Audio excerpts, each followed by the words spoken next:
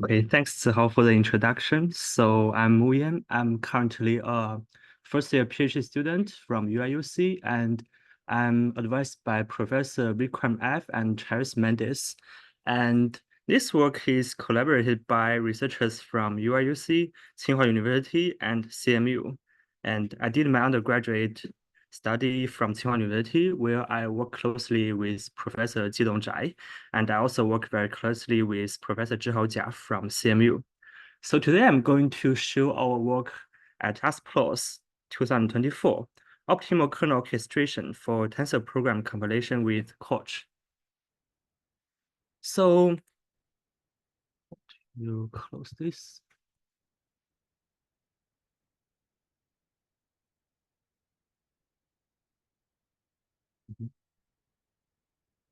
Okay. So high performance execution of deep neural networks are very critical for many machine learning applications.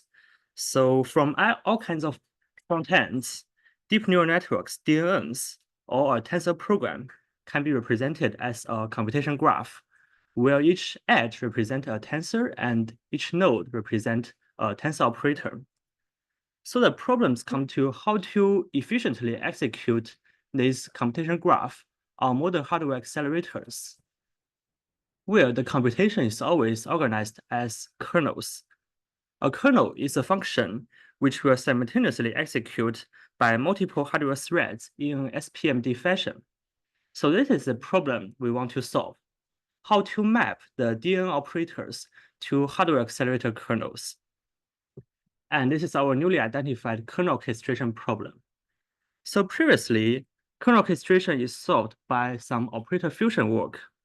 For example, on this very common pattern, conv, bin, and relu, previous operator fusion work will use some predefined rules to manually fuse those three operators into one kernel. But let's look at this very common graph in attention. So for some previous operator fusion work, they will use four kernels. First, the diff kernel, then the softmax kernel. Third is the add and transpose kernel, and finally the matmul kernel. So only fusion they did will be add and transpose. They will use four kernels to execute the whole computation graph. So there are two major limitations of the previous operator fusion work. First, operator fusion is always greedy and based on some manually predefined rules, which needs much human effort and is only locally optimal. Second, some sophisticated operators are very challenging to execute efficiently in just one kernel, such as softmax. Here, softmax includes computation of element-wise, reduce, and broadcast. Each of them have different level of parallelism, and it's very hard to put all of them in one single kernel efficiently. So based on those observations, our first motivation is to decompose those very sophisticated operators into finer-grained ones with unified level of parallelism. For example, this is how we can decompose a softmax into four finer-grained operators: element-wise exponential, reduce sum, broadcast, and element-wise division. So the key benefits of this decomposition is that we can do more graph-level transformations and fuse different parts of softmax with other parts of the computation graph. Here, EXP can be fused with the DIV, and the reduce can be merged into this matmul. And also this pad can be fused with previous add and transpose. And if we compare this graph with the previous graph, we can see that the softmax operator becomes a very light kernel like this, only split, broadcast, and division. So actually, we distribute the computation in softmax kernel into all the other kernels of this graph. So this is why we can get some speed up, since compared with softmax and this very light kernel, the kernel after operator fission and fusion is much more efficient on GPU.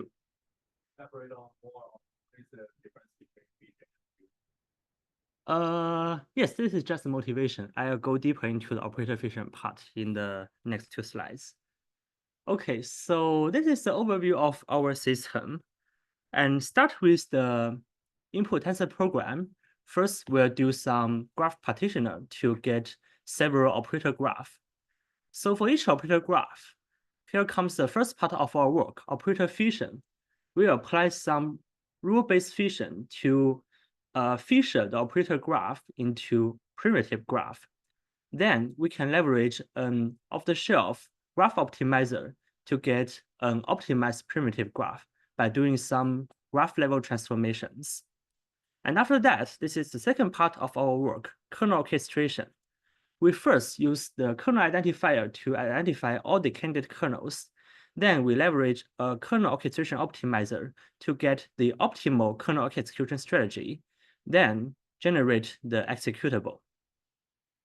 So first, let me introduce the operator fission part. Korch applies operator fission to decouple each tensor operator into those 4 classes of tensor algebra primitives, and each of which will carry basic algebra calculation with a unified level of parallelism and data access pattern.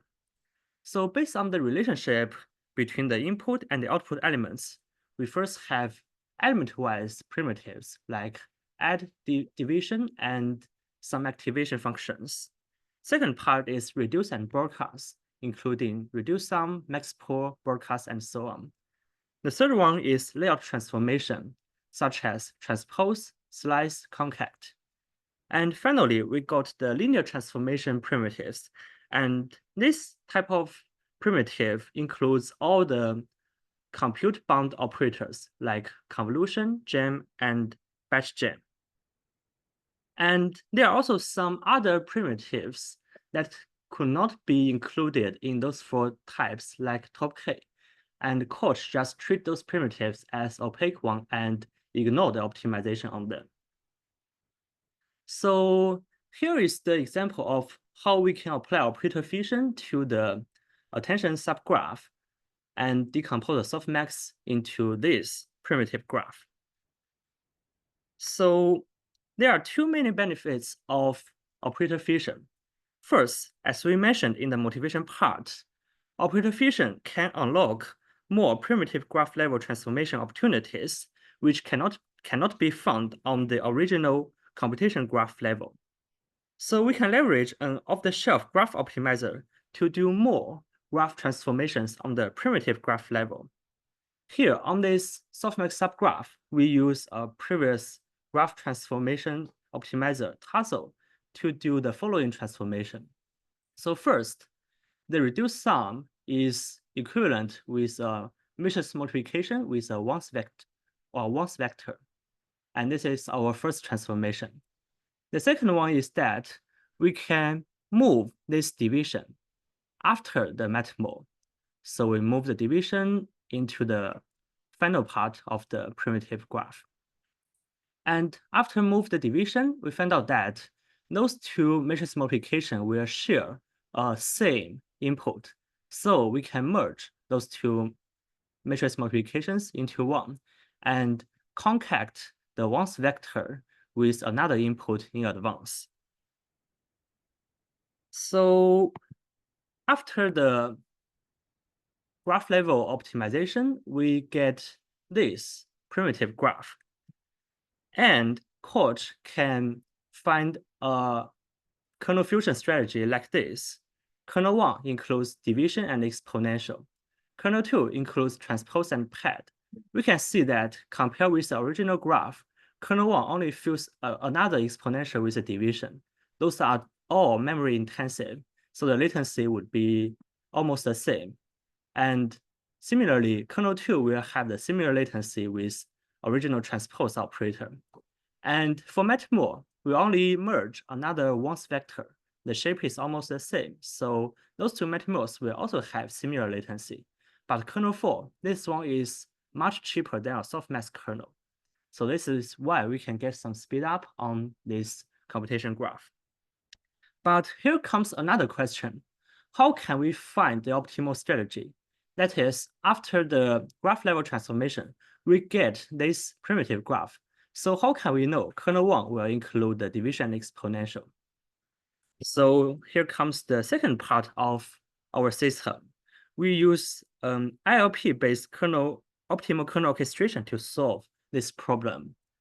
And we just build the kernel orchestration problem into a integer linear programming problem. Then we can guarantee we can find an optimal solution for kernel orchestration. So first, given a primitive graph, first we will find all the execution states of this graph. What is execution state actually?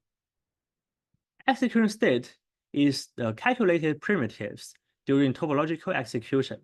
For example, here, P1, P2, P3, this is a valid execution state. But P1, P2, P5, this is invalid since there is a dependency P3 not yet executed. And let's do the complexity analysis to the execution states. We can see that execution states should be linear with the depth of the primitive graph, but exponential with the width of the primitive graph. And we can see that usually the deep neural networks, they are very deep and thin. So we can just simplify the complexity to be linear with the depth. And such simplification is also adopted in some previous work. And after we get all the execution states, we can derive all the candidate kernels. So what are the candidate kernels? Candidate kernel is a subgraph that can be calculated in one single kernel. So after we get all the execution states, we just enumerate two of them. If D1 is a subset of D2, then we can do the set minus to get a valid candidate kernel. Actually, candidate kernel includes all the convex subgraphs from the original primitive graph. And since we enumerate two execution states, the complexity should be quadratic with the number of execution states. So it will be depth squared. And you may think it will still be a very large number for the candidate kernels. And since we have a restriction that candidate kernel should be calculated in one single kernel, so we can just easily prune many of the subgraphs. Like if we have too many complicated compute-intensive operators just in one subgraph, and it is very hard to execute it in one kernel. So we can just discard those very complicated subgraphs. And we can see that in this attention example, actually we only have 21 candidate kernels in total. And in our benchmark cases, the largest case with 672 nodes, we only have 11K candidate kernels. And after we get all the candidate kernels, we will profile the latency for each of them. So we use CI denotes the latency of each kernel. And for the integer linear programming, actually it is a binary linear programming. The variable will be AI equals to 0 or 1, denotes whether to calculate the current candidate kernel. So let's see what restriction we have for this ILP problem. We want to minimize the overall latency of selected kernels. So it should be sigma I from 1 to m ci times AI. And we have two restrictions. First, we must guarantee that the output of the computation graph should be calculated. So for each output node, BV denotes how many times a tensor V is calculated.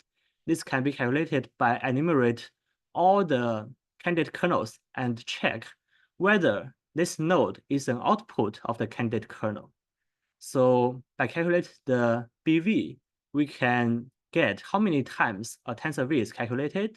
So for each output of the whole computation graph, each output should be calculated at least once. What case we would be back to calculate one tensor many times and that's true? Yes, I will show this in the next slide. So this is a very general restriction, very not very tight. And the second one is the dependency restriction, means that for each node, which is not the input of G, here, if we look at this inequality, BV is always greater and equals to 0. And for the right part, I and A are all binary variables. So the inequality is not non-trivial if and only if AX equals to 1 and IXV equals to 1, which means that for some candidate kernel, we select this in final execution. And also, current node V is an input of this candidate kernel. Then we select some candidate kernel. So we must prepare its input before its execution. So BV should be greater than equals to 1. This is the only restriction of this ILP problem. So what does this ILP do? It actually uses the candidate kernels to cover the whole primitive graph. So here I use the word cover. So there will be some overlap between the candidate kernels. Also, we minimize the sum of latencies of selected candidate kernels. And on this attention subgraph, the optimal strategy will look like this. We can see that those three candidate kernels will have an overlap on P1. So why this can give us some benefits? First, let's understand the ILP dependency constraints. So the only constraint is that if one candidate kernel is selected, all its inputs should be prepared. So in previous slide, the optimal strategy, since we select this kernel, including only P5, all of these two inputs should be prepared by some previous candidate kernels, this one and this one. And since dependency is the only constraint, one selected kernels can overlap with each other. For example, P1 is calculated 3 times in those 3 candidate kernels. But if we don't do this redundant computing, we will need 4 kernels. First kernel only P1, second kernel only P2, third kernel only P3, and the fourth kernel P4 and P8. So actually here, redundant computing helps us save one kernel and achieve a trade-off. We can sacrifice more computation on GPU to achieve less data movement.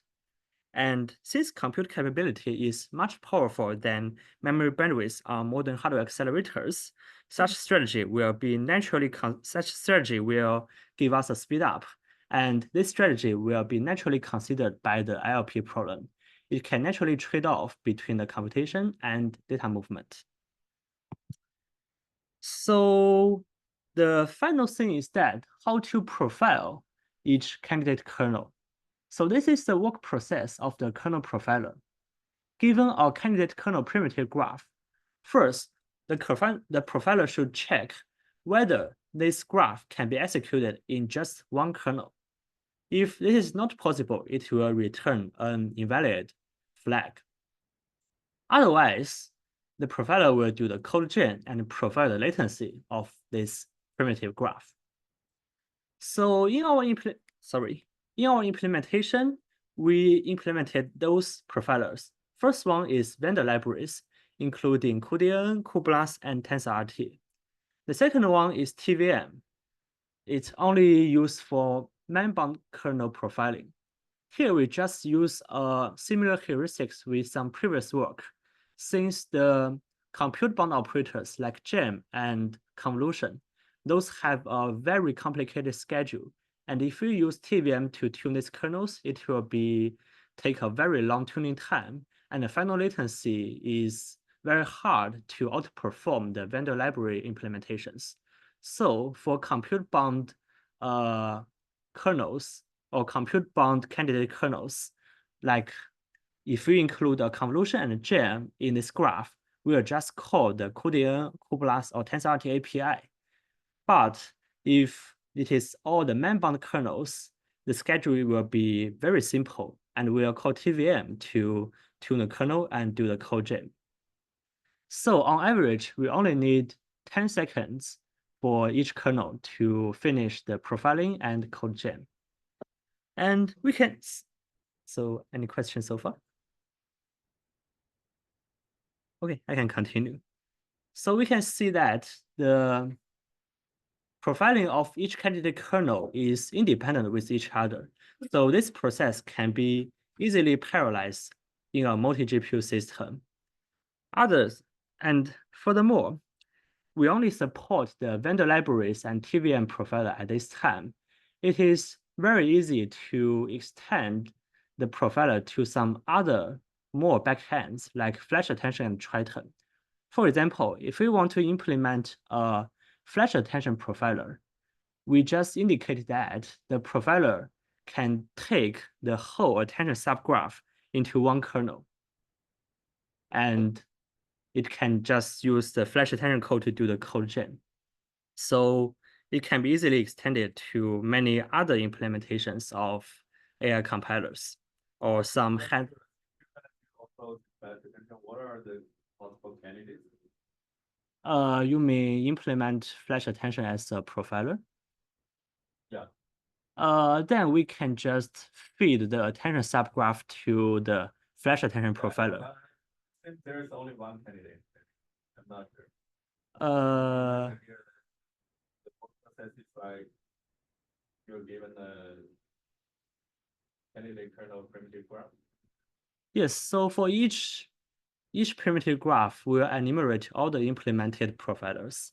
So if the attention subgraph hit the flash attention profiler, it can give us a flash attention implementation kernel.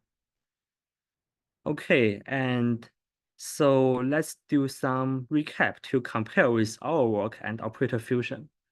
First, operator fusion work suffers from bad granularity since there are some very sophisticated operators. But Korch uses operator fusion to ensure a unified granularity of primitives.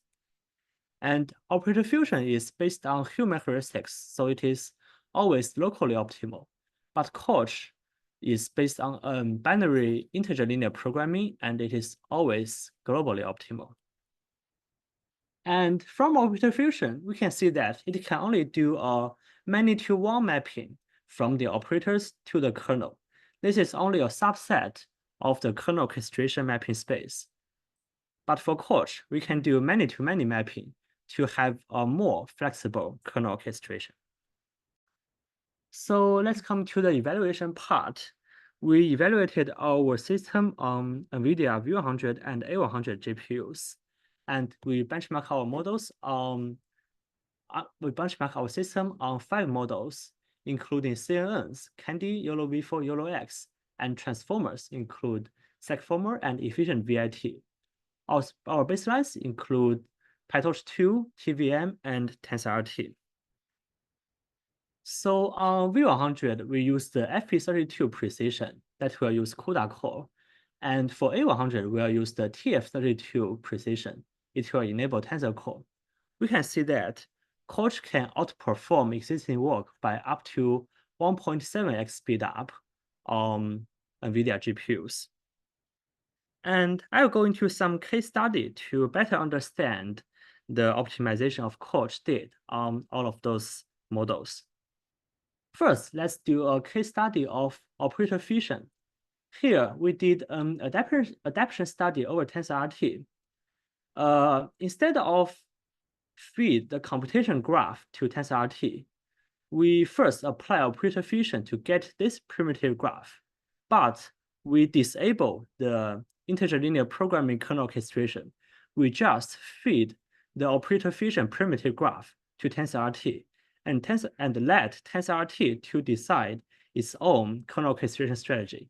We can see that if we only do the operator fusion and feed our primitive graph to TensorRT, we can get a 1.24x speed up on SegFormer. And this is a case study for the ILP kernel orchestration. And this is a comparison of TensorRT's kernel orchestration strategy and our kernel orchestration strategy. We can see that TensorRT uses 12 kernels to execute this whole computation graph. But in Korch, we only use 7 kernels. And also we can see K2, K3, and K4, they overlap with each other on the reshape, transpose, and reshape operator. So those three operators are executed 3 times in 3 kernels. But here, as we mentioned before, the overlapped kernels can save 1 kernel and save some data movement. Also, our kernel orchestration can not only find the memory optimization like kernel fusion. For example, here we can see that for this maximal operator, TensorRT choose to first do the transpose in another kernel, then use the transposed data layout to do the maximal.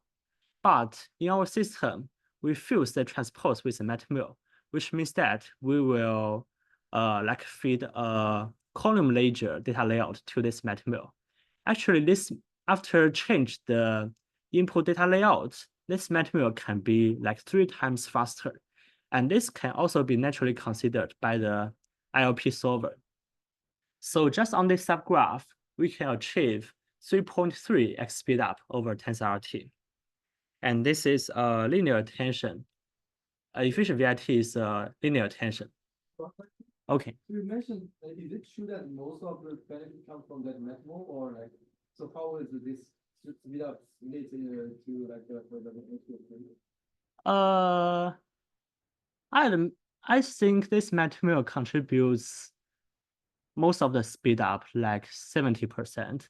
But if we just remove this speed up, it will be still like 1.5x to do just the memory optimization. Also, we can see that if we don't do redundant computing, we cannot fuse this transpose with this material. Since for TensorRT, if we fuse those two things together, and this transpose should also have an output to this reduce sum kernel. So this transpose should be redundantly calculated in mathmil transpose kernel 1. Kernel 2 is transpose reduce sum. So this optimization is missed by TensorRT. So what maximal library are you using? Yes, cuBLAS.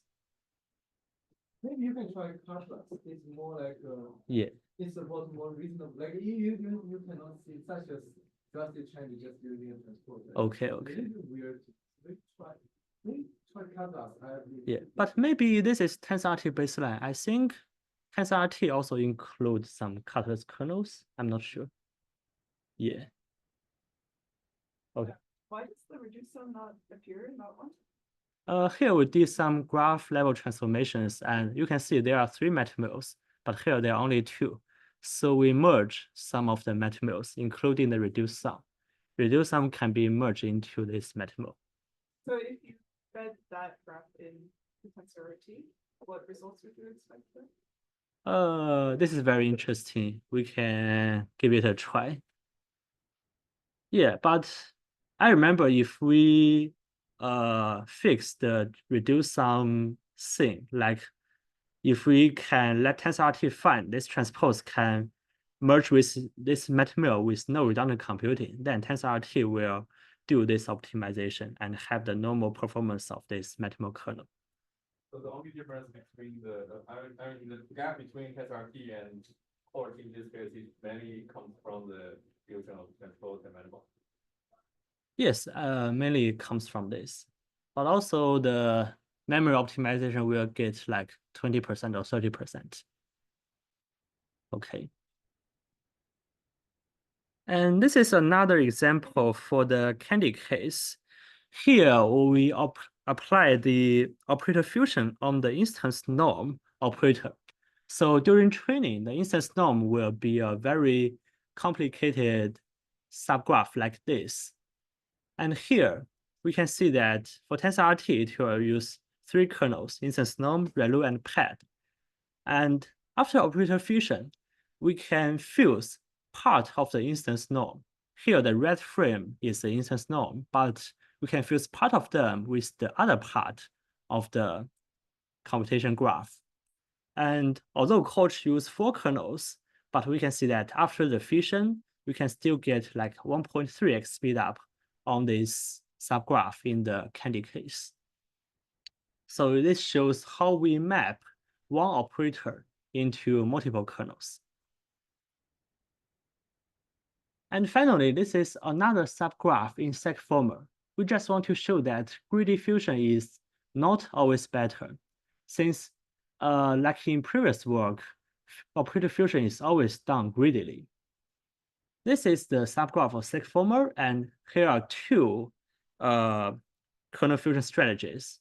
First, actually we can fuse the whole computation graph into one kernel, and TVM will always do this optimization, use just one kernel to execute the whole computation graph. And this is the second strategy. We will use 5 kernels, but with different input sizes. Like if we change the batch size, the strategy should be different. In batch size 1, strategy A, the TVM strategy, will be better. But if batch size come to 16, it is not always good to fuse all the operators into one kernel, maybe because those input shapes are very different. But TVM will always choose strategy A, and so on batch size 16, it will have a 2.8x slowdown than our strategy. So for the ILP solver, it can automatically consider those two strategies and choose the best one. Okay, so to conclude, in our work, first we identified a kernel orchestration problem, which is partially solved or missed by previous work. And we first applied operator fusion. It will enable better fusion opportunities. And after that, we formalize integer linear programming for optimal kernel orchestration strategy. So I think the position of our work should be between the graph optimization and kernel generation. Like graph optimization is like we just do some graph level transformation. And for kernel generation, it's like Triton TVM. We generate kernel for each operator. So I think kernel orchestration is something like inter-kernel optimization between those two layers. So it has the computation graph as an input, and the next layer is, since the next layer only do some intra-kernel optimization, so our method is hardware agnostic, so it can be easily integrated into some existing AI compilers. And our code is open source on GitHub. For the core part, the ILP solver, it is only like 400 lines of Python code. So we hope it can be used by some existing Tensor compilers. And just one limitation for our work is the very long tuning time, since we are still use like a brute force algorithm to consider all the candidate kernels. So in our experiment, it takes actually up to 12 hours on 32A100s. Although this is a one-time cost, but I think there are still some room to improve at this point. And the major reason is that the candidate kernels is still exponential with the width, and it actually prevents our system to use on some more complicated computation graphs or more complicated tensor programs. So it could be one point to improve. Okay, so this is our work, and thanks for listening. Okay, any questions?